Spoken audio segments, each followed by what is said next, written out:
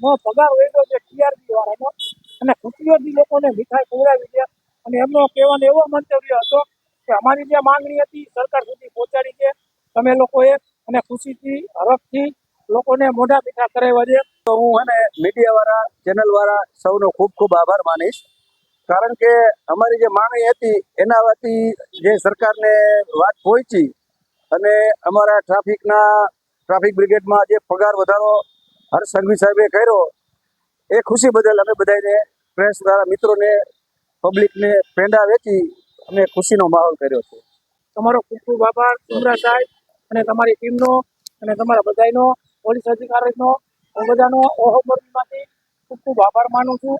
જે લોકો આ લોકો તનતોડ મહેનત કરે છે અને જેટલું બને એટલું ટ્રાફિકમાં વ્યવસ્થા કરી આપે છે લોકોને આવવા જવા માટે.